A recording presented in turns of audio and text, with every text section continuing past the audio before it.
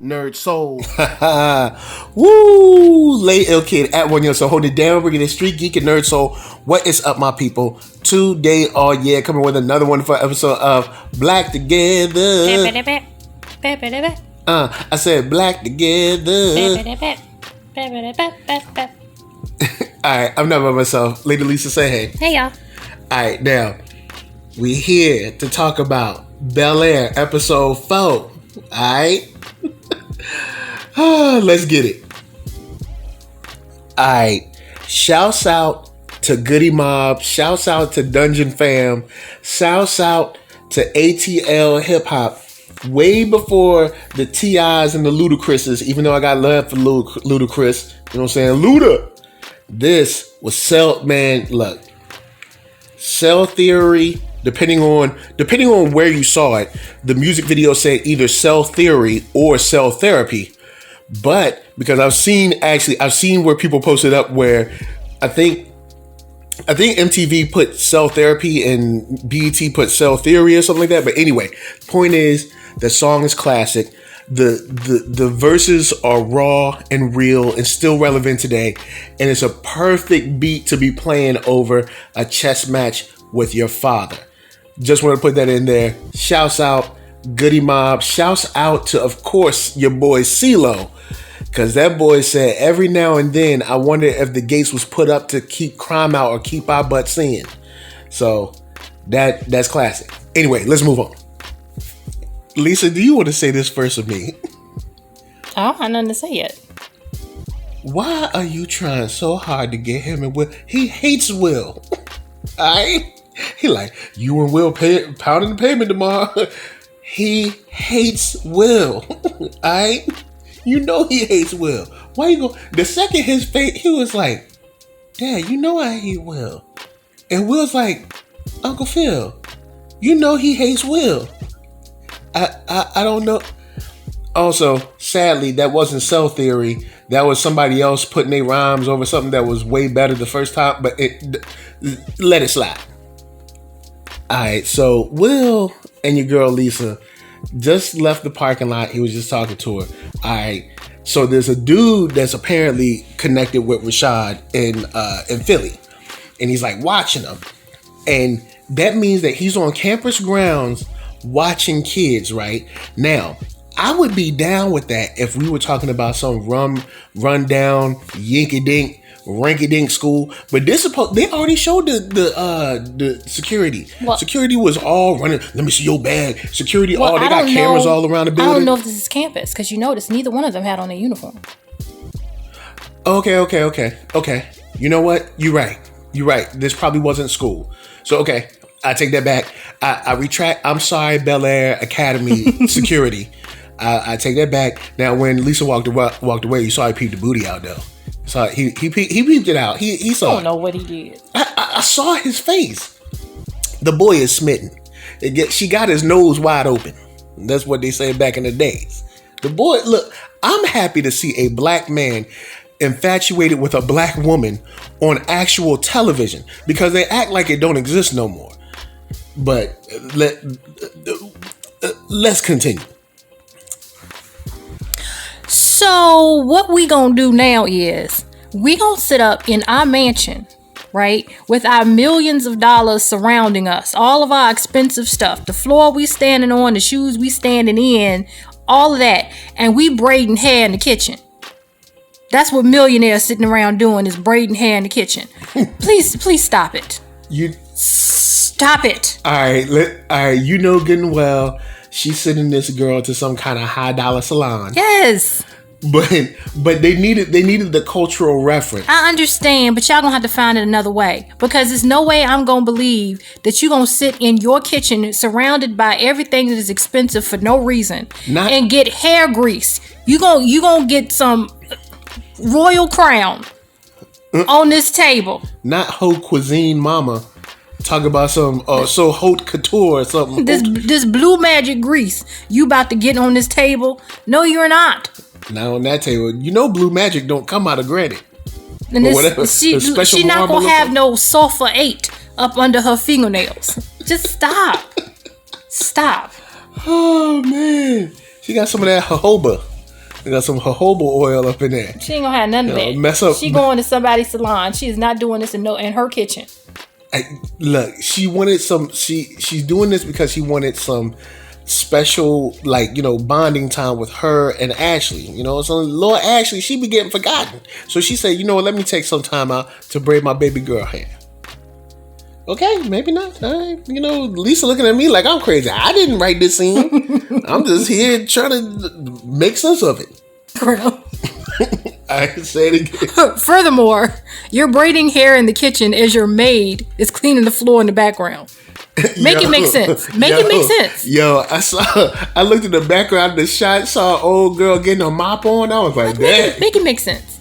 Look, because she back there thinking, if y'all get grease all over this table after I done cleaned it, because y'all trying to have a moment, we gonna have a moment. Look, I just used Windex Plus on that table, all right? And Windex Plus is the best they got. And now you done got some almond oil and some shea butter all on the table. Oh, and by the looks of Ashley's head, strap in, because you got a long way to go. Oh, yeah. By the looks of Ashley's head at this moment, bro, you got about an hour and a half, 2 hours, depending on how fast your mama is. No, it's not that much. I've seen some. No, them big braids. Well, yeah, that is. Those are kind of big, but she has a lot of hair in the back, though. No, so she's probably gonna put it back in a ponytail and add fake hair to that. That don't take that long. Oh, all right. So, all right, but she still got a while to go. Yo, shouts to Trey giving Will a call about Rashad, but also shouts to Trey for being able to handle multiple things at one time. Homie rolling up. See, he's rolling up to take care of the stress of the issue he's calling about. he's like, let me go and twist this up real quick because my nerves is bad. Rashad hate you and he hate me. Well, but I just hope they don't do the whole trope of Will not telling nobody, because he should immediately go to his Uncle Phil and tell him. But if my years of watching TV, tell me anything, he ain't gonna do that. No, he's not gonna do that. What he's gonna do is, I'm gonna keep it to myself. I'm strong. And then like something crazy gonna happen. He's gonna be like, I'm sorry, Uncle Phil. Why didn't you tell me? Rashad tried to kill me. I don't know why he got all weird in his voice, but that's how he gonna sound though. I'm so good. Lisa swears she's smart. I am, because I said when we were watching this, I said Jeffrey is going to handle this. Now, I may not be correct in this part, but I'm thinking it's going to come out that Jeffrey is Haitian and Rashad is also Haitian. So Jeffrey is like, I know how to handle this whole thing. It's going to come out that either Rashad is like some of his people, or he got people that know his people, or whatever it may be. And Jeffrey going to take care of this. And then we're watching this and Jeffrey's like, I got this. Will, don't worry about it. Now, I will say also, I said, when I saw Jeffrey, I was like, yo, why does he look like a cleaner? And like, now, if you watch action movies, a cleaner is somebody who usually comes through and takes care of the bodies when assassins finish doing their thing. So I was like, Jeffrey looked like he like handles like black glove business, like you know what I'm saying. He's taking care of some problems, quote unquote, for Uncle Phil before. Yeah. Now I will say I was wrong. Will immediately was like, "Where is my Uncle Phil?" He like, I need help, y'all. And so Rashad gonna come over here. I'm glad he did that. And he's like, well, Uncle Phil ain't here. Jeffrey, you know I'm here, right? All right, cool. He's like, look, Jeffrey, I need help because somebody gonna try to kill me. So that's good. I'm glad he did. He's like, oh, you mean that boy Rashad? I know that. He like, don't worry about him. He ain't nobody. All right, hold up. So Aunt Viv is talking with her friend about how she's, getting ready to start painting again. And, she was like, hey, I got swept all up with Phil. And she was like, now I'm reclaiming my time. And her friend was like, amen. And I'm like, but hold up. You just told Ashley that when you were painting, Uncle Phil was doing everything to support you while you was getting your paint on. And that, at least the way she made it seem in that conversation with Ashley was, hey, when I was painting, he was supporting me. So now he's doing his political thing. I'm supporting him. So it's like, hold up. Well, if he supported you during your painting, well, now it's political time. And now you going like half support and be like, well, never mind. I want to paint again. It's like, yo, you can't do. He didn't do that to you. She said the only reason she stopped painting was because she got swept up with him, which means he probably started his career. So at some point, she did have to stop painting because he did start doing what he was going to do.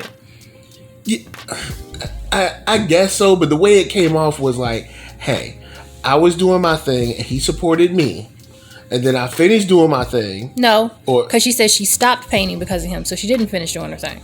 Alright, cool. Okay, but it seemed like when she needed support, it was all good. And now he needed support, and it's like, you get my support until I feel like I don't want to support no more. No, because I don't think that's it. Because she just had that conversation with Ashley. So I think, she's on board. Let me tell you the issue I had with this. All right. The way I think it went is that she was painting and doing her thing, and then the kids came along. Right? And so, of course, things change. You can't just sit around and paint like you were before you got kids now. And so you had to be a wife and a mother, and your painting had to go to the side. And to sit here and act like it was just such a bother to be a wife and a mother because it interrupted your painting. Like, ew. You know what I mean? It's like, that's a funky little attitude. But maybe I'm wrong, but that's how I see it. You know what? Maybe if it was positioned more like, hey, my kids are old enough; they don't need me to like I don't have to watch my kids anymore. Right. Because now it's positioned more like being a wife is whack. I'm gonna just go paint. And it's like, no, being a wife is how you build a family, which builds a community. Yeah, which builds, it's like she was offended because she was interrupted by her husband and children. Like, yeah, it's like that's how it came off. I don't know, but that's how it came off, which is contradictory to the conversation she just had with Ashley about how they all need to be supportive. So that's why I'm like, it's kind of a little weird. I feel like we got like two different messages, right, separated by one scene. Yeah, or maybe she acting funny style because her friend around. Once again, got your little friends. Mm-hmm. Once again, ma'am, you in your $1 million mansion, but you moving random stuff around in the room. In the garage. In the garage. Stop. With a silk shirt and high-waisted pants. And high-waisted, horrendous pants that probably cost about $2,000. But you're not moving this stuff around. You're hiring someone, and Jeffrey or somebody, the housekeeper, I don't know, somebody that work on this property is gonna be moving this stuff around. You're not shuffling this dusty stuff around. Well, it ain't Jeffrey because he kills people. Just stop it. He ain't got time to be like. He carried Will's bag in. Alright, true that. He did do that. So I don't know. All I know is anybody but her would be doing this. So stop it. Well, she's reclaiming her time now. She ain't reclaiming time to do this. Well, yeah. She'd be like, let me know when you finish so I can bring in my paint.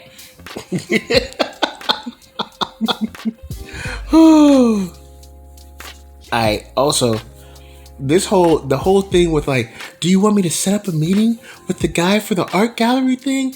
And the look on Aunt Viv's face was, oh, this is how we set up like manufactured drama between her and her husband for no reason. Because in real life, if someone came to me or came to Lisa, I'd be like, well, let me see, because I gotta holler at Lisa. Exactly. And see. You know I'm hoping that's what she's gonna say. Like, this is how they set up. This is how you set up, like, manufactured drama between a husband and wife. Because in real life, husbands and wives, they talk about things because that's how they get the plan for what they want to do and where they want to go. No, you and I talk about things. I don't know what some of these other people are doing out here in their marriages. I have no idea. Well, yeah, the idea is that a husband and wife talk about something to get the plan, and then they go forward. Yeah, because what I think is going to happen is she's going to be like, yeah, set up the meeting without telling him. And that's going to go against what Phil said earlier when he was talking to Carlton. He was like, your mother and I moved together. Mm-hmm. And then they're going to be like, I thought you and mama moved as one. Y'all was unified. I'm going to need you to move to your room. How about that? Look, how about this? How about you move into... move into punishment and mind your business.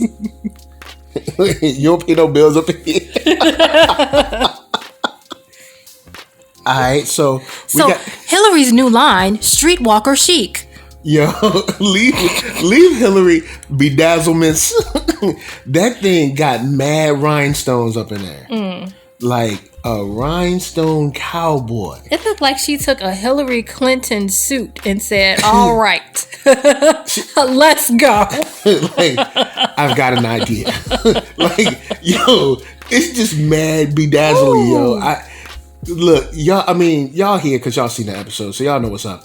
Homegirl got the money green with the I guess cubic zirconia bedazzlements. It just looks and it's horrific. little shingle tassel thingies on her stomach, and then it's eclectic. Yeah, it's festive. It's tacky.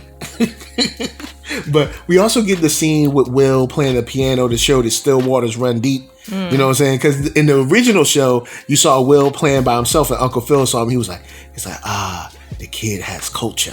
You know what I'm saying? He was like, and remember when he was like, I used to listen outside of the Philharmonic just to hear sound. And Aunt Phil was like, when I met you, you listen to James Brown. but anyway, you know what I'm saying? Hillary, you know, I like Hillary. She has a very distinct, unique sense of fashion. She does. It's very it's eye catching, and you know, it's just really there. Continue. Okay, we getting to find out more and more what Jeffrey does by what people don't say. All right, so they giving out. They like, all right, this is gonna be the vote of day or whatever. You know, Carlton and Will, you doing this, and you know, Ashley and you doing that, and Hillary, you doing this. And we're like, yo, Jeffrey, what you gonna do? He like, I'll be around. Jeffrey makes sure don't nobody act stupid. I mean, you can tell that by the way he just pop up. Like, you don't see him around. He just like, you where know did you what? come from? Jeffrey is like the smoking man in X-Files. Like you be chilling. You be like, yo, where does this dude come from? What is your job? What is your title? What is your actual real name? Well, actually, we know Jeffrey's real name, or is that his real name? Especially if he had to do it for you.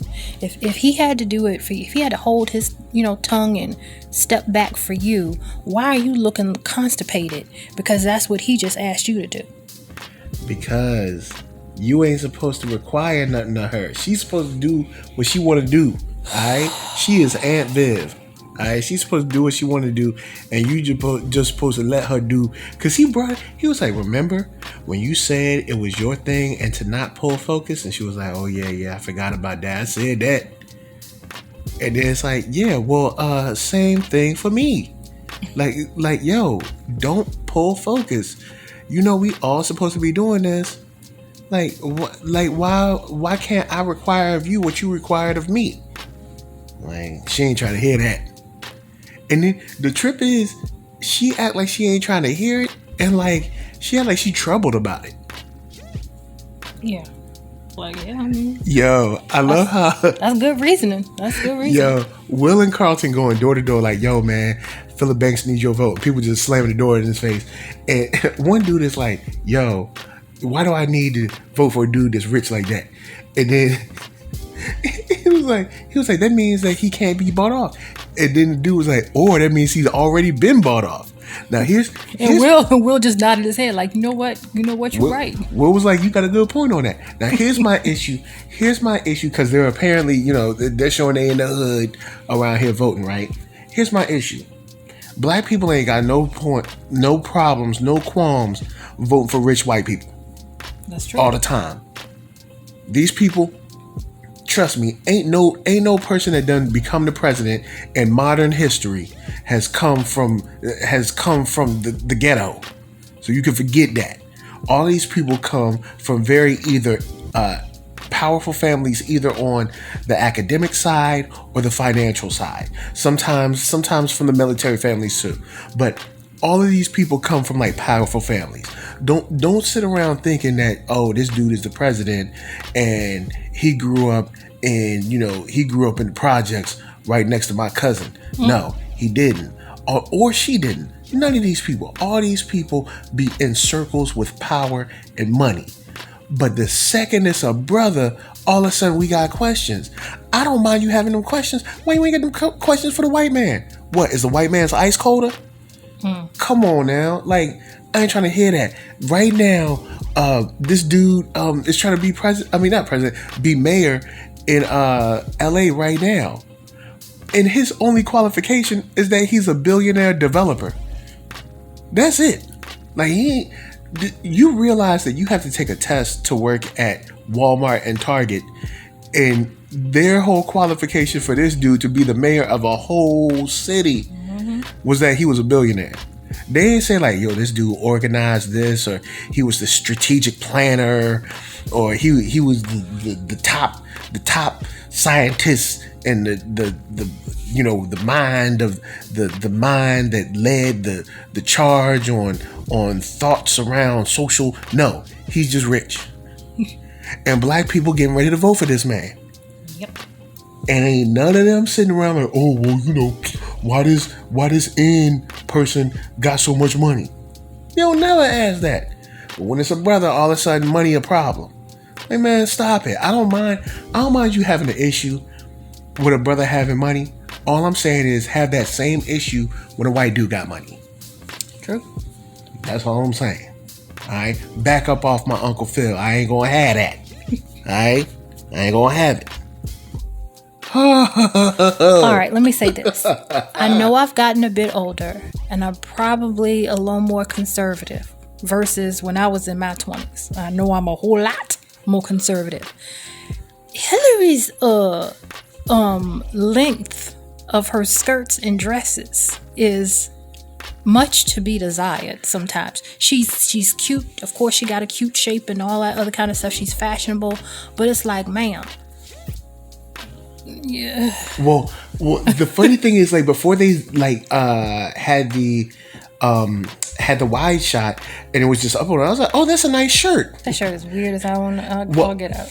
I thought it looked cool. It looked like, fashiony and trendy and stuff. So I'm like, Star Trek-y to me. So I'm like, yeah, but I like Star Trek, so that's dope. Yeah, but I don't like Star Trek fashion all the time. Well, I do.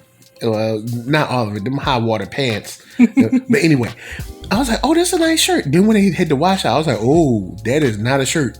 It's barely a dress. Yo, she brought the legs out for Jazz. Now, shouts to Jazz shooting that shit out. She did not bring that out for Jazz. That is not the only place they're going. Still, she brought it out. Look, she brought it out for your boy. No, she did. I'ma always represent for Jazz. All right, so Jazz, shouts to Jazz. He came through. He spit some game. He was like, I ain't gotta call you tall honey in the pool house no more.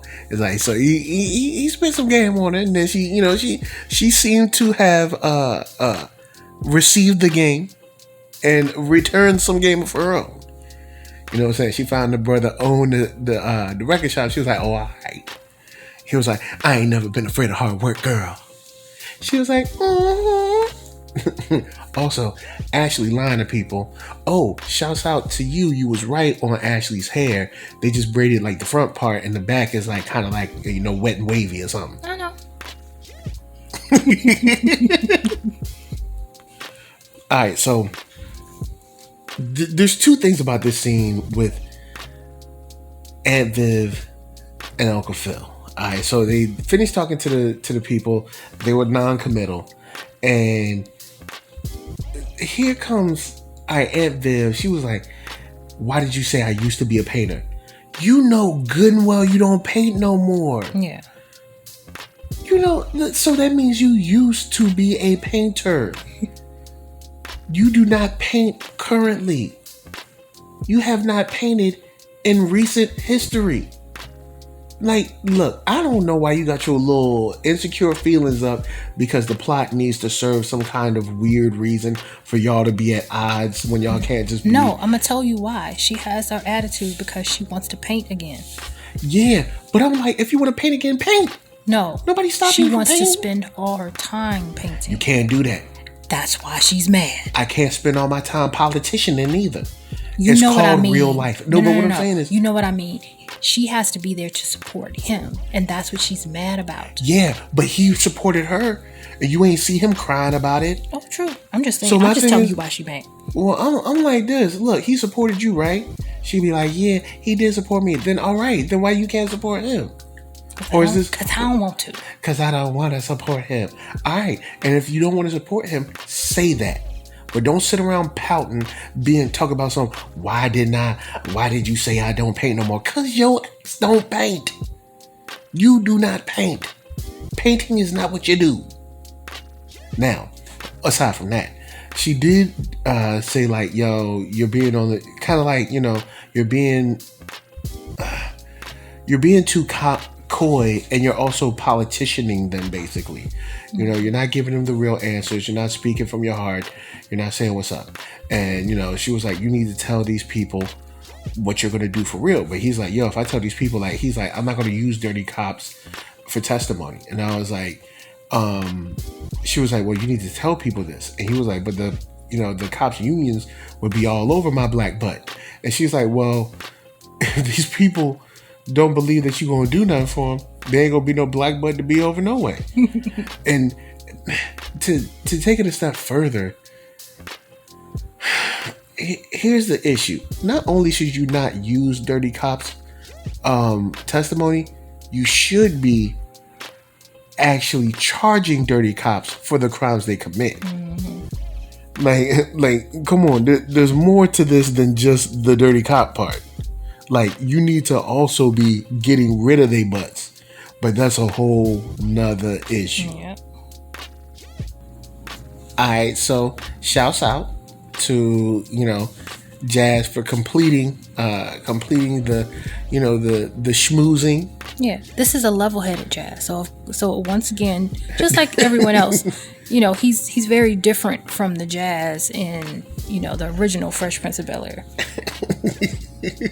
So it was good to see like a little connection and to see Hillary open up about, you know, the things she want to be, and like him open up to her about, you know, like keeping the vision alive for the shop. Now let's talk about little Miss Ashley for a second. All right, you done snuck off. You done put some color on your lips. All right, you done snuck off. I mean, it wasn't a lot of color. It was barely color. All right. Well, anyway, she there with all them boys up in there. All right. And she said, where's Lucia? And they're like, oh, she ain't come. No. You don't need to be in there with all them boys. And you, what is actually like 12, 13, something like that? Uh-huh. All I know is you up in there with all them boys. I don't know them boys. I don't know them boys or none of them parents. All right. So get up out of there right now, right today, before I had to come in here with my belt off. All right. Because I'm going to whoop up some boys. I ain't playing no games. What are you talking about? Who are you supposed to be? All I'm saying is if I was Uncle Phil, I would not be happy about this. Well, Uncle Phil don't know nothing because Hillary is supposed to be watching her. Oh, yeah. Hillary is doing a bad job of watching her sister. All right? Because we don't know them boys like that. I don't know who them boys is. I'm being for real. Like, this how stuff happen. I mean, true. I mean, shoot. I mean, I know this ain't that type of show. I hope not. But, I mean, shoot. This how stuff happen. You up in there chilling with all them boys and you think it's all good. You don't know them boys like that. Alright, so we got that meeting with the dude that was watching Will and Jeffrey. So now we know the dude that was watching Will was for protection. And also we got some news that, we already paid Rashad Denton $10,000 to shut it down. Which honestly is cheap. Let's be for real. In the grand scheme of things. Well, I mean, hey, I don't know if you've seen it. There's a documentary on HBO. It's probably still available somewhere. I think it's called The Iceman Killer or whatever. And it's this dude that did a whole bunch of hits for the mob, like way back in the day. And I mean, $10K is about the running rate for somebody's. Well, inflation. You did just say way back in the day. Way back in the day. Okay. So some inflation. So there's some inflation there. So I mean, maybe it's about 20 a head now. But they gave him $10,000 to shut it down. And look, $10,000. I think $10,000. Look, $10,000 is nice. It's a nice gesture to be like, look, the boy ain't in your city no more. Okay, let's be for real. It's Uncle Phil's nephew by marriage. If it was his nephew.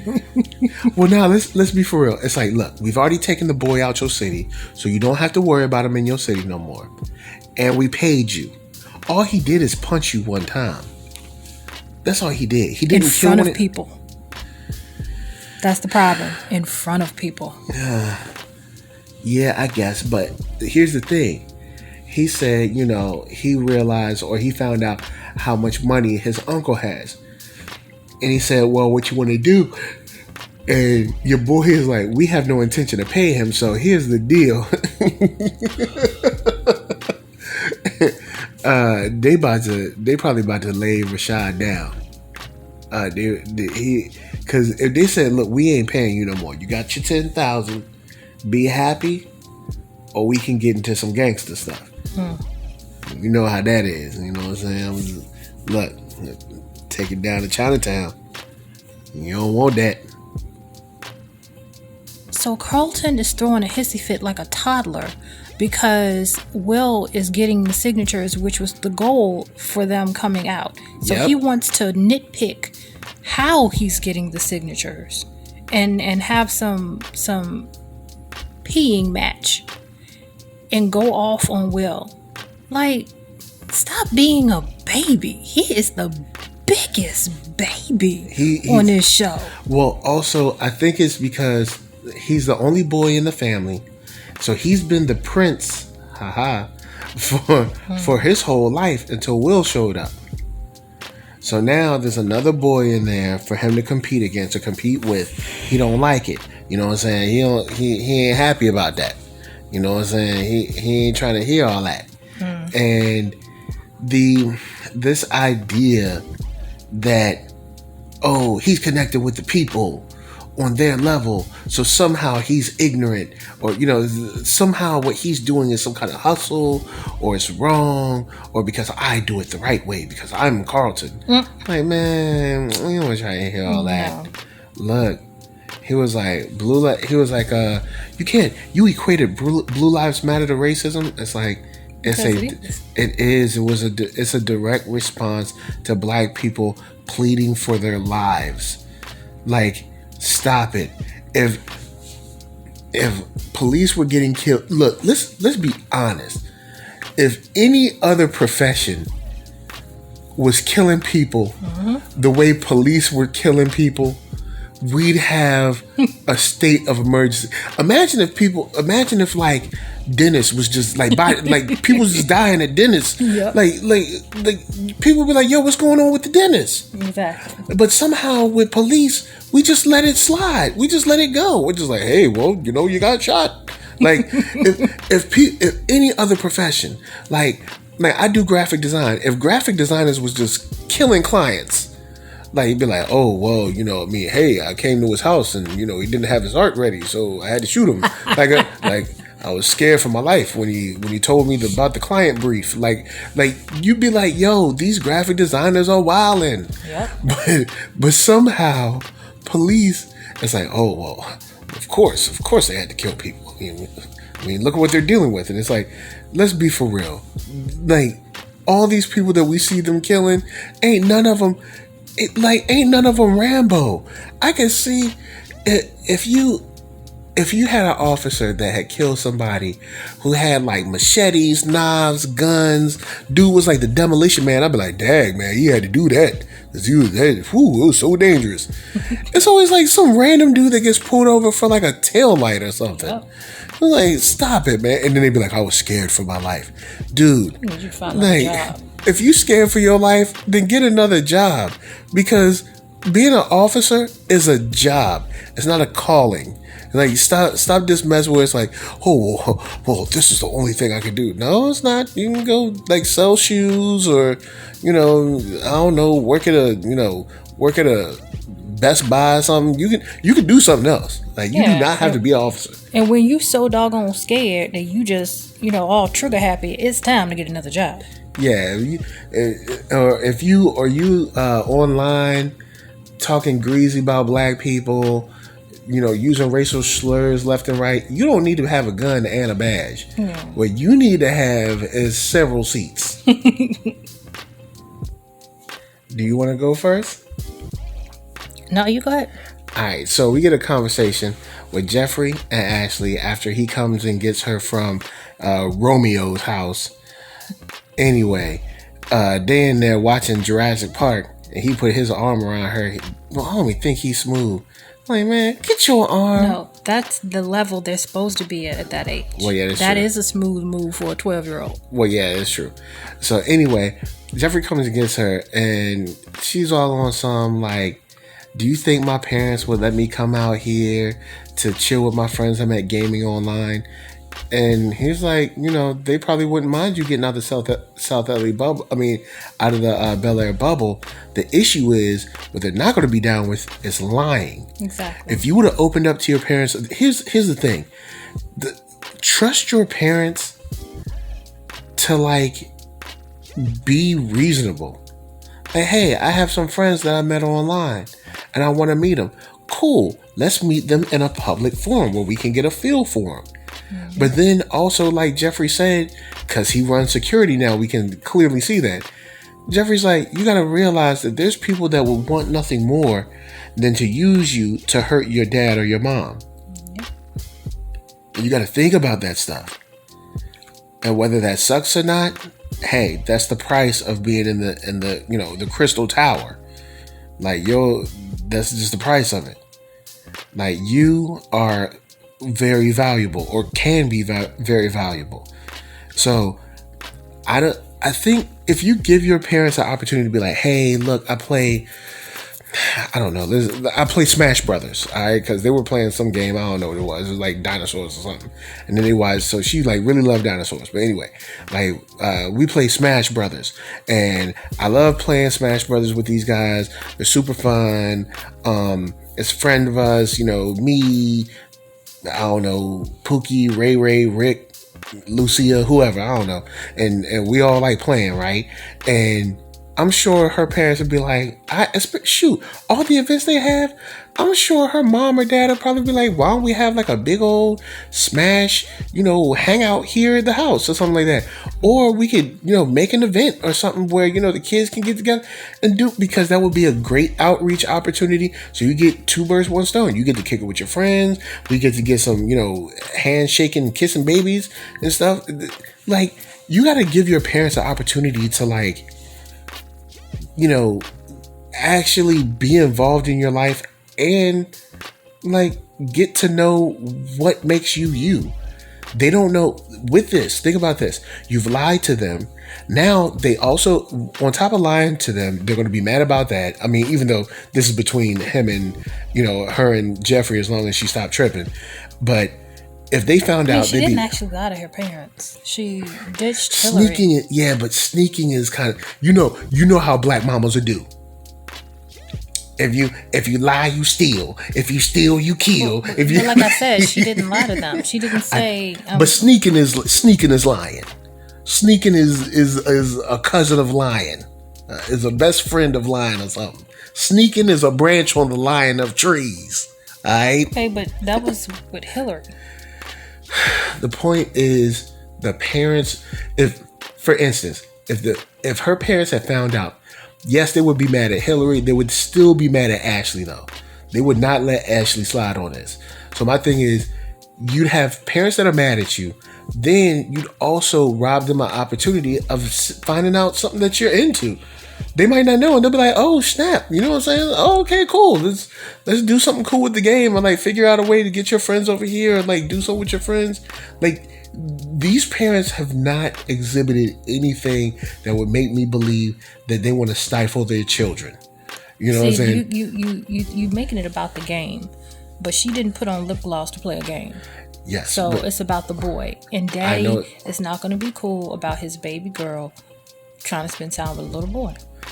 In an event or in a setting that I know is okay, I believe he'll be fine.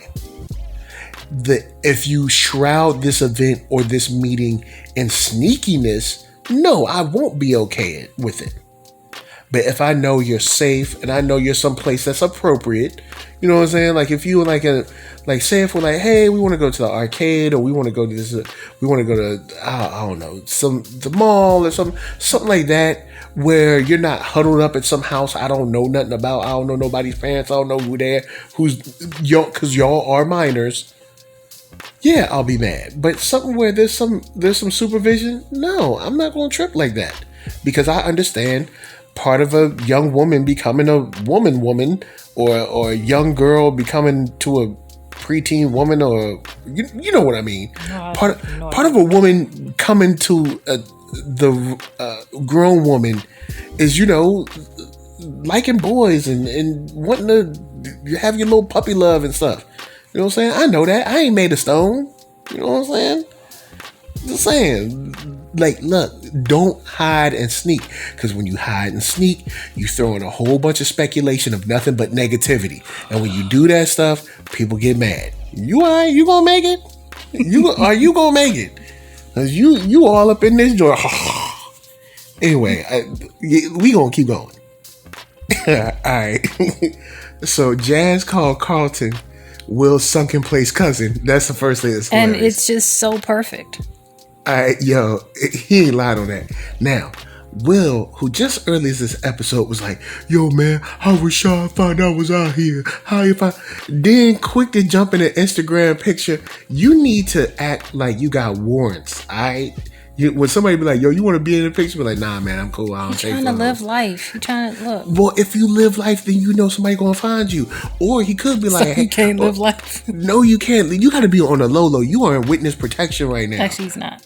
You in the... Look, why are you in LA? Because somebody was shooting at you, right? But he's going to be living there like forever, so... Look, all I know is you better keep your head down. And Jeffrey told him, don't worry about it. Right. All right, now that's what I was about to say. Now, with that said, Jeffrey said, "Yo, man, do your thing. You good?" So he like, "Shoot, I took all the pictures I want to take. There, was you ain't gonna do nothing to me to Rashad. All right, shoot, Rashad ain't scaring nobody. No. All right, I don't want to be that guy, because I know people be like, "Oh man, how can everybody black see every movie?" But all right, there's certain movies. You know what we need to put together? Like we already did last year, we did a list of classic black movies. We do need to put together like a contemporary list, because Carlton hasn't seen New Jack City, and New Jack City is just a movie you got to see, because it's New Jack City, man. You got to see the movie. It's full of references. It's classic. It's just like Wesley Snipes is killing it. You got Mario Van Peebles. He ain't even doing nothing no more. You know what I'm saying? You got Chris Rock in there as a crackhead, like turned Them good. Lips. You got Ice-T. Come on, man. This movie. They got Vanessa Williams, Christopher Williams too. Like, man, come on, man. Yeah. Man, look, yes, I hate to say this because I don't want to be that person like, yo, if you black, you got to do this one thing. But it's like, you need to see New Jack City. You should see it. It'll do you good.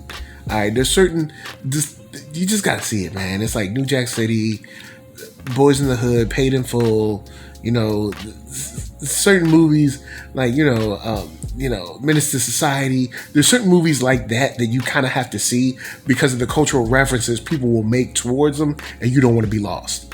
You know what I'm saying? That's what it's all about, pretty much. You just got to see them joints.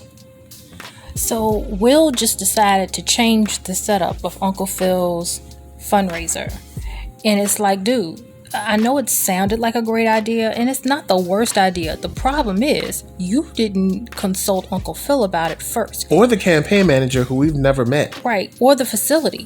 You don't know how many people this is set up to hold. Like, well, it's at a skating rink, so I mean, it's gonna hold people.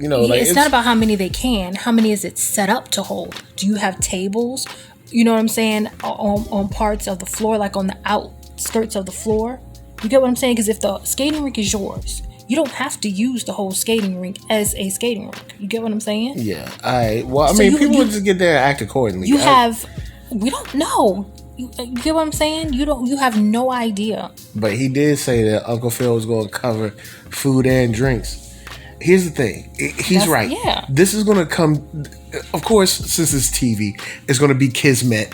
I need to touch the people, and the people over. I mean, I need to get in touch, look. not touch the people, but I need to touch. A lot of politicians get in trouble. Yeah, not touch the people. I mean, touch the spirits, touch the thoughts, not to touch the body though. But I need to get in touch with the people. You know what I'm saying? But at the same time, you know what I'm saying? You can't just be making events whenever you want to. But of course, this is going to work out perfectly. And him and Carlton had a decent conversation where Carlton was like, look, it's not the worst idea, but at the same time, I'm not the one you got to convince. Exactly. This is my daddy's show. We out here working for him. You know what I'm saying? And also, once again, where is the campaign manager? But we ain't gonna worry about that. Don't worry about all that, because you ain't gonna see that person. I think we found out they ain't cast that person yet. Okay, is it me or is it weird that this girl was dating Carlton and she's calling her ex-boyfriend's mother auntie? What? I could see Mrs. Banks. Yeah, because she'd be like Mrs. Banks to me. Why would, or even Miss Viv or something, but auntie? That's weird. Yeah, because I think that was one of the writer, the writers kind of messed that up, or maybe that was kind of messed up on set and they just kept it, because it's a weird reference from her perspective, because from her perspective, she knows her as Miss Viv, Mrs. Banks, something like that. She doesn't know her as auntie. Right. That's something that Will or we would call her, because she's our auntie. Exactly. But you know what I'm saying? She's black community's auntie, but the black community. Yeah, you knew her as community. Mrs. Banks. You dated her son. Yeah, and so it is weird. It's kind of strange the way that came off. I don't know if I like that. All right, so I think we just got some clarity on the whole Auntie Viv thing. It seems that Aunt Viv and Lisa's mother were close friends and sorority sisters, and so that's where the auntie thing came from. Okay. So she was probably Auntie Viv before she became Mrs. Banks, like dating Carl. She probably she knew her through her mom. Yeah, she probably knew her through her mom first, and then dated Carlton way later. So she had already been established as Auntie Viv at that time. Makes sense. Cool. You know what I'm saying? So we take that back. We ain't made a stone. All right. we willing to take it back. See how we took it back? See, we fair. We fair, Peacock. All right. We fair, NBC. Don't do us like that. Yo, Lisa said Will's being a baby. I'm gonna take it further. Will is another victim of plot convenient manufactured tension between him and Lisa.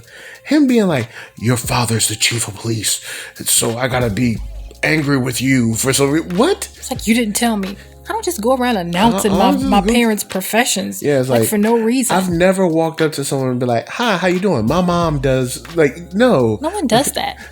Or like, hi, how you doing? My dad is this. No, nobody does that. No, it's unreasonable. I understand you want to create drama in every episode, and you can do that without some manufactured situation that comes out of nowhere that doesn't make sense about what regular people would normally do. What do you mean you didn't tell me what your dad did? Nobody does. Guess what? Your teammates on the basketball team, they didn't tell you what their dads did. Exactly. And I'm going to tell you something else. I'm going to tell you what none of y'all on TV are going to do, and none of y'all in general are going to do. What you're not going to do is make these high water pants fashion. That's what you're not going to do. So you can stop showing me these little girls with these high water Star Trek from the 60s pants on. I don't care how many times I see it. It ain't cute. That girl do got some hot water on. Look, it ain't cute. And it's not going to be... Look, stop it. Yeah, them hot water pants ain't like I mean, look, I just leave that to the fashion people. No, I won't leave it to y'all because this is the foolishness you do. It goes along with that new trend of the pointy shoes that women are wearing, where it's like you got an extra 2 inches of shoe just because you want an extra point, and it looks dumb. Yeah, the point is kind of weird because it's like, yo, how do you what's down there? How do you even walk right when you got all this extra shoe in front of you? It's kind of like those weird cowboy boots that are like mad pointy. Yes. And there's like nothing down there. It's like, what is it? Is it like, now, do they fill it up or is it just air? I don't even. It's just air. Just stop it. All right. So this is what you do to Will looking across, looking all stone face, all tight across the roller rink. No, he won't tight. He was looking like a little puppy dog, looking at her like, yeah, I know it was wrong, but I still ain't coming over there. See, this is when the older uncle got to come through and be like, boy, why your face tight? Be like, you need to go over there and apologize to that girl. She ain't did nothing to you. What you mad about is your insecurity or your fear or your trauma over something that she never did. Nope. Her daddy. And couldn't have known about because you didn't tell her. Nope. So what you need to do is experience that emotion and put it away without putting it on someone. I need you to put it away like this girl should have put away them doggone pants she got on. Oh man, those pants are not cool. Wow. She got plaid and flannel. And it's 2 different plaids. It's a very sewn together. It's a very she made them pants this morning. Unique connection of clothes. But go back to that girl, take her hand in yours, and apologize to her sincerely, and then hope that she's reasonable enough to accept that apology, and then move on. Cause you know you wrong for that. That's why you sitting over here looking sad. Everybody in here having a good time, skating around, and your face all tuned up. And you wrong for just leaving her on the floor by herself too. Yeah, you don't leave your woman on the floor by herself. I mean, are you she crazy? ain't his woman though. Oh, she's not. Yeah, she ain't his woman yet. They're quote friends. Yeah, I forgot friends. So yeah, but yeah. See, all right. So I guess you can leave your friend by herself. I guess. Well.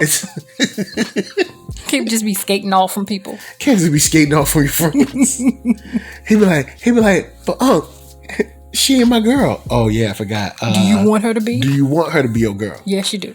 Yes. Do you like her? Yes. Do you think about her all the time? Yes. Do you always? Can you? Is she the worst person you can't wait to see when you get to school? Yes. Then that's the person you want to be your girl. And you can't be skating off from her.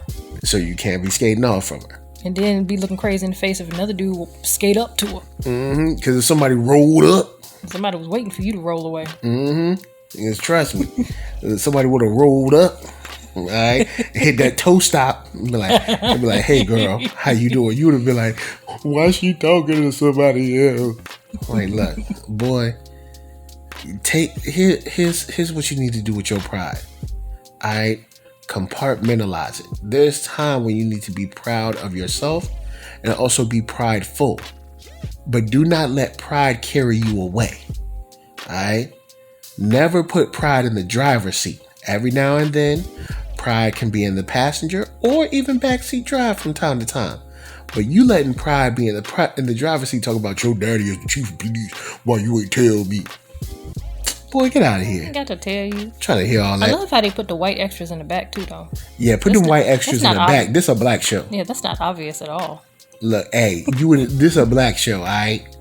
You got cameras, all right? Go on in the back. You be all right.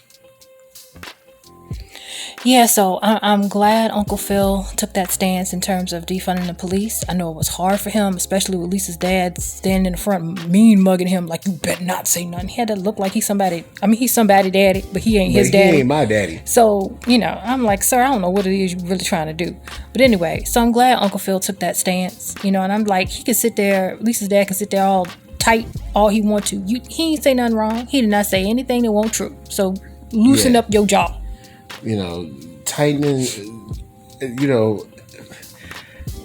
creating higher sentencing just for the sense of, just for the, just by virtue of someone being in front of you on the opposite side is something that has been done far too long. Also, defunding the police is critical.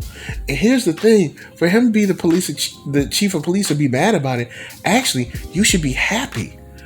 The more dirty cops you get out of your department, the more cops you get prosecuted and get jailed, the more people will actually trust your remaining police and trust your department of policing as a whole. Because right now, they said crooked LAPD. They didn't say some of the crooked LAPD. They just said crooked LAPD. But you have to first deem them as crooked yourself. True. Which is the problem, is they are blinded and they can't see what's right in front of them because they're too busy, with the doggone brotherhood. Yeah, because it's like police been committing crimes since the beginning. I mean, policing was born out of slave patrols in the first place. So it's rooted in white supremacy and racism. This is what it's rooted in. So we can't even really, unfortunately, can it even be like changed or reformed when the literal beginning of it is born out of slave patrols? Right. But with that said, like, dude, if you want respect, you got to be able to own up to people that are in the department that are killing people, that are stealing things, that are beating people up, that are committing crimes. Yeah. Similar to the situation with the charges with Corey Bigsby in Hampton, Virginia. Hampton police was like, all right, well, we mishandled the investigation. And they're like, well, how did you mishandle it? And they were like, oh, well, this guy asked for an officer and a lawyer. This guy asked for a lawyer and we didn't give it to him. I'm like, okay, so you broke the law. So when you broke the law, when Corey Bigsby broke the law, you immediately charged him. When these detectives that were in the room, when he asked for a lawyer 2 times and was not given a lawyer, when they broke the law at that specific time, why were they not charged? They broke the law too. And the thing is, until they're charged, that's why the public will look at the police like y'all full of poop. Because if y'all can charge me for breaking a law, why can't y'all be charged for breaking a law? And with that said, y'all are the ones that make an oath to protect the law, which means that y'all are even more obligated, more so than we are, to follow and protect and uphold and also apply the law.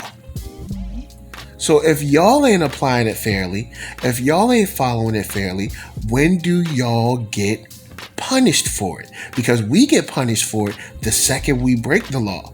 If we break the law, and they even say, police will tell you, any officer from coast to coast will be like, ignorance of the law doesn't mean anything. If you don't know about the law and you broke it, guess what? You still get charged. There's times when people be like, yo man, I didn't know that was the law, my bad. They be like, too bad, here's this ticket. Or too bad, here are these handcuffs. But somehow, police can break the law and you just get suspended with pay. Oh, you mean vacation? Because that's what it is. If this dude is at home and he's still getting paid, and we're the ones that are paying him, meaning collectively through our taxes, basically, we've paid him to break the law and hang out for it. So that's why people are looking at the police like that. And honestly, the quicker you get people out of your department like that, the quicker you can get the respect that you so feel you deserve. Because you always walking around like you somebody daddy. So if you wanted that respect, if you got rid of those people, then maybe you can have that respect. Over there hating on the skating rink.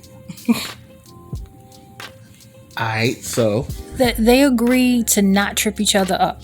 Okay, that's on the way. They didn't say we gotta be best friends or we gotta hang out. We just gonna agree to not come at each other. That's a start. And Carlton hit the rock, so you know what I'm saying. Got the, they dapped it up. So I mean, it's baby steps. Yeah. steps to respect. You know what I'm saying? Just a little touch, just a little baby step. Yeah. Okay, Aunt Viv's approach was wrong because she kind of snapped, but I understand because it's you go into panic mode. But Hillary, hello, ma'am, nothing is completely free. Nobody's giving you room and board, especially in LA, for free, honey, darling. So you do need to find out what strings are attached. It's probably like the Big Brother house. That's what it sounds like it probably is. So yeah, that's what these influencer houses are like. They're kind of corny. Usually you see a whole bunch of these like white YouTube welfare babies and TikTok welfare babies like doing them. But I mean, there do be some black people up in them joints. But I mean, they're corny as a whole. It's like basically like some fake, poorly done real world stuff. But anyway, the influencer house, I see why her mom tripped though, because she's like, yo, hold up, you're about to go into someone's house. You don't know these people. You haven't done any studying, no nothing. Like, and then also on the flip side, you as a parent you've done a bad job of preparing your daughter for adulthood. If she's talking about, oh yay, I'm gonna go in an influencer house. Whoa, have you thought of like what do they do? What are the strings attached? Right. Do you know these people? Have you vetted them? Have you you can't just go up in somebody's house. Also remember, your dad is in the middle of a campaign for DA. What are they gonna be doing in this house around you? What are they gonna try to get you to do? Yeah. Because the last thing we need to see is a video with you and a whole bunch of drug paraphernalia and stuff and other kids just partying and everything and you just living it up. Because the video, trust me, it'll be 7, 8 kids up in that joint, but you'll be the only one like Philip Banks' daughter does drugs or something like that. You know what I'm saying? You know how it is. Mm-hmm. Like it could be a brawl and they'll find the one black dude to arrest. Like, you know what I'm saying? It'll be like, yo, look, you got to think this out.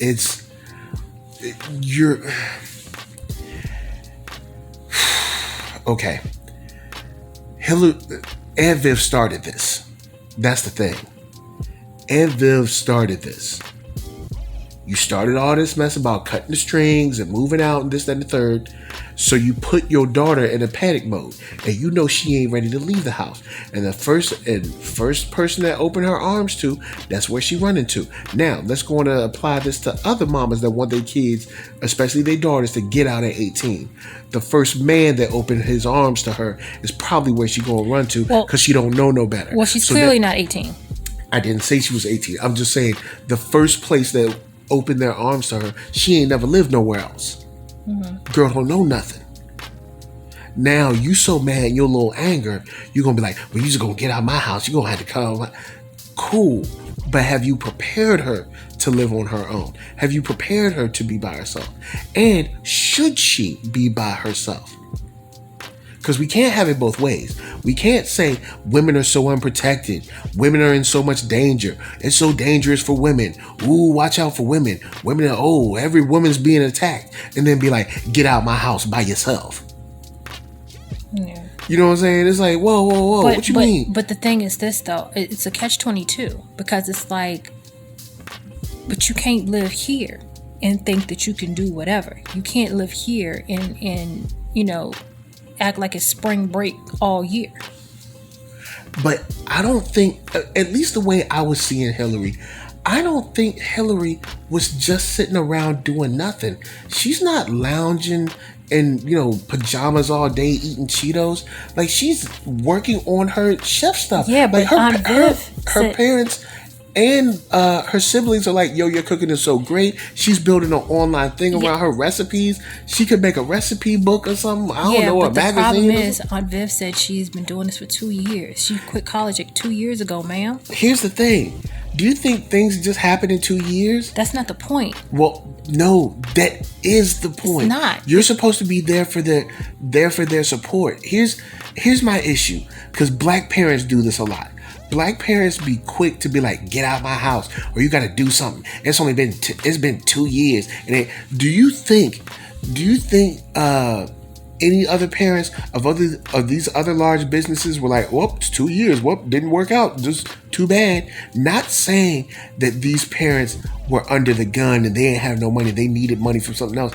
You're in a perfect position to help incubate her business the right way. Businesses are not built in 2 years. Now, there are times when you can catch on fire and go crazy, but usually it takes years. There's times, what do they say? It takes 10 years to be an overnight success. So it's like, 2 years, you see her cooking. She's handling all of your events. She's already got all these followers liking her recipes, redo. Give her time. Help nurture her. Don't be like, you need to get up out of here. If you want her to get out, 2 years is 2 years is not enough. Any small business person out there will let you know 2 years, bro, you just starting to get in the water. All right. So this is the problem.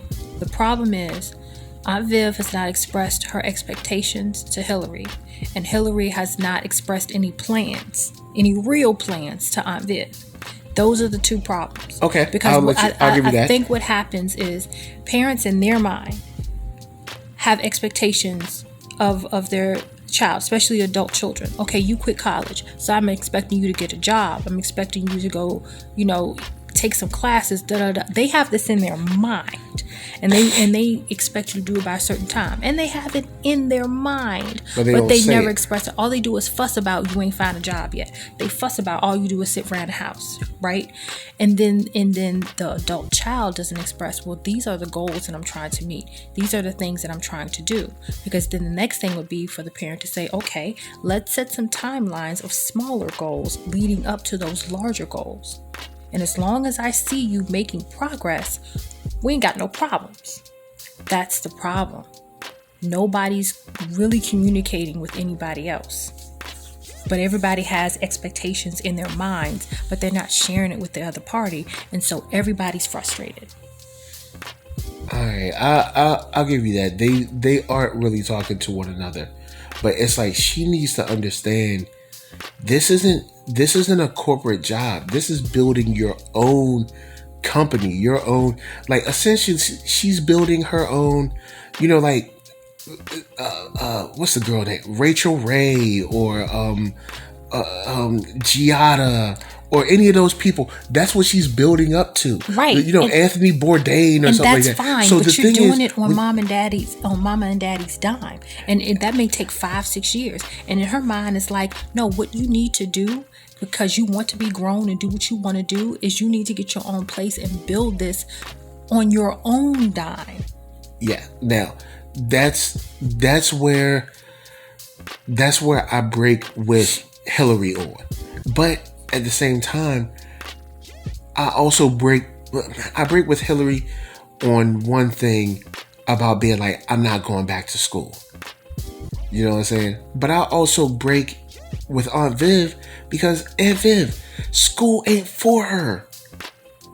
So if you think you wasting money for her just being at home, her going to school is just wasting money too. That's true. My thing is this. The girl don't want to go to school. Forcing her to go to school is not going to make... anything about school. She been complaining about going back to college. I'm talking about in our conversation. No, but I'm talking about, this is where I break with them on. Because her mom has been hardcore trying to get her back to school. Well, I thought that was over. I thought once they had that confrontation that was... Yeah, but I'm sorry. She has been, not in this moment in the scene. I'm saying that's what she's been on. All up until this point, with the basketball game, she's all been about, I want you to go to school, That's not the path she's on. And you got to let your daughter be her instead of being you. Your time has passed. She needs to forge her own path. Your job is to help guide her and build herself up so that when you dead, she gonna be okay. Going to school for the sake of it is not going to guarantee that she's going to be okay. Because just having a degree in your pocket means nothing right now. Absolutely nothing. They be like, you need a bachelor's degree so you can work in the mailroom. So like that means nothing. You see the girl got skills. You see she got talent. Nurture it. Because trust me, I've met them out here, especially in LA. When white kids have an idea, their parents nurture it. Their parents let them live in the basement for free. They don't dog them out, and they let them work on that plan or that, that idea or whatever, that patent or whatever they got, and they let them do that. And not saying that you should let her walk all over you, because you shouldn't. But I'll be honest, from what we've seen from Hillary hasn't been walking over her mom. Hillary has been clapping back when her mother tries to smother her with her own plans and aspirations to vicariously live through her. And that's what we've been seeing.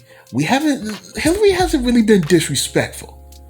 Hillary she bites back when she feels her mom squeezing on her. She has said some disrespectful stuff to her mother. No, but what I mean is what I mean by disrespectful is when we open up the show, Hillary's not just mean and disrespectful to people.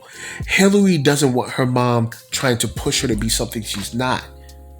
So she bites back on that. Now they do need to talk about that. Well, but she's just not openly disrespectful. That's what I mean. Maybe I'm not articulating it right. No, I know what you're saying. You're saying in general she doesn't go around being disrespectful. Yeah. She has been disrespectful to her mother. There have been instances of disrespect. Yes, there have. But what I'm saying is those are in response to her mother doing some kind of pushy helicopter mom kind of forcey kind of thing about school or how she should do her job or where she needs to work or the way she needs to live her life.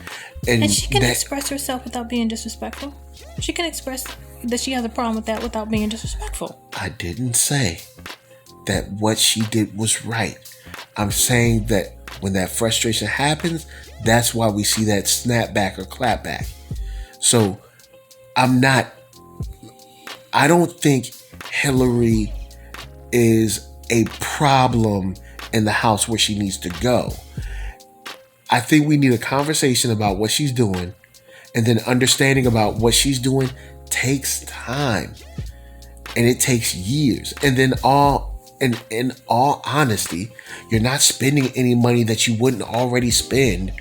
Give the girl the time to build her business the way that she would build her business. You ain't got no problem with her, cooking all these meals. Go on and let the girl build her business. Give her her time. You don't see, she's not out here slacking off. She's out here making recipes, building her. I honestly think you give Hillary a good 5 to 10 and that girl gonna be on Food Network with her own show, or be killing it on YouTube or Twitch or something, cooking her own thing, minding her own business, owning her own stuff. But she has to be given the time. And what does money do? It buys you time. They have the ability with their money to do what so many black parents can't do.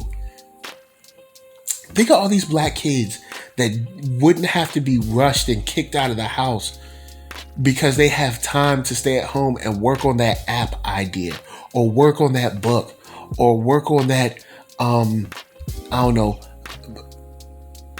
whatever the idea, the plan, or the job is. You know what I'm saying? Can work on those things and build for themselves, because that's the time and the ability that most white kids have because of generational wealth. As long as she's not tripping, I think she's good. And I don't think Hillary is crazy like that. But anyway, she's still wrong for going to that house. Like, yo, look, don't trust a house like that. Jeffrey serving up more than tea. Look, in these streets. Yo, when Will heard from Trey that Rashad got shot up in the strip club, Will was like, alright, so whatever Jeffrey says goes, check. Don't do it. From now on, if Jeffrey ever asks for anything, yes sir, is it jump how high, sir? How many? Oh, understood. Like, look, he said we have no intentions to pay. Basically, look, the bank is closed. We told you, so you didn't want to listen. Yo,